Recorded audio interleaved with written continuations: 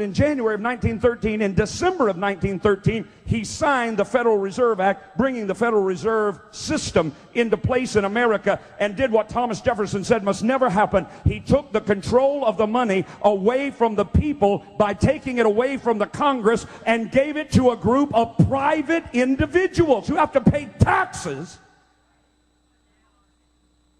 on the money they loan the government. Here's how it works. Here's how it works. Let's say the government, which always needs money because it always spends more than it is able to collect in taxes. So the federal government needs $1 billion. Since they gave away their ability to create the money, they have to go to the creators. The creators of the money, according to the legislation passed in 1913. Incidentally, the Federal Reserve Board has been in operation in this country since 1913. They have never been audited one time. Do you see that we've been taken captive? That's all I'm trying to... My whole point, somebody asked me, Pastor, why are you sharing that? My whole point is to let you know you're in bondage and don't know it. You're serving two masters and you don't know it. They are using you, and you don't know it. So since the government needs $1 billion, since they can't create the money, because in 1913 they gave that responsibility and they gave that authority to the Federal Reserve, they have to go to, our government has to go to the Federal Reserve and ask them for the $1 billion. Well, since the Federal Reserve is a private corporation, they're not about ready to just give their money away. So they say to the government, we will loan you the $1 billion for your agreement to pay it back with interest. But now wait a minute. The government doesn't have the ability to create the money. The Federal Reserve creates the money. So the Federal Reserve, through legislation in Congress, not that they control it, but for the actual printing of the money, that's the only thing we have the ability to do.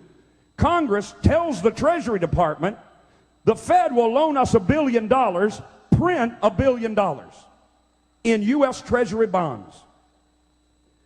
So for $1,000, they print $1 billion of bills, of bonds. Those bonds are given to the Federal Reserve, $1 billion. Now the Federal Reserve in bonds plus interest. The Federal Reserve then gives the bonds to the government to pay its bills. But watch me, because you're not thinking. The government needed $1 billion. They borrowed $1 billion. But the Federal Reserve said, we'll loan you the $1 billion plus interest. But it only prints the $1 billion.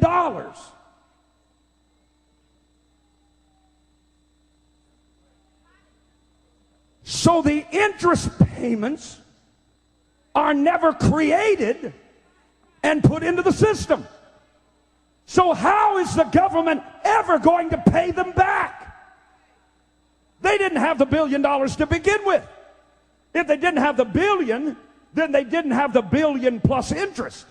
So they get given the billion, but they can't pay the interest because the interest money was never created and put in the system. That's how it's growing $1.6 billion a day. We can't pay the interest. The money is not in the system. But what about you? Oh, it gets worse than that. It gets worse than that. Let's take that $1 billion. Legislation has been created that the Federal Reserve, having that $1 billion of Treasury bonds sitting in its belly at interest, can lend, as a result of having that $1 billion, they can lend $15 billion. Wait. Paper money. Credit. No, there's no substance. There's nothing backing it. But they can come to you and say, we will loan you $15 billion on credit because we have $1 billion that we created and had the government give back to us. Now we can loan $15 billion. That $15 billion plus the one is $16 billion in that one transaction, of which there are thousands. That one transaction where they've got $16 billion out there that people are paying them in interest that in reality the money doesn't even exist. But what does exist is your money that they take, and they take, and they take, and they take, and they take. And we wonder why bankruptcies were more in the first 3 months of 2003 than in the history of this country. Is there a reason for that? Yes, it's called credit. It's called debt.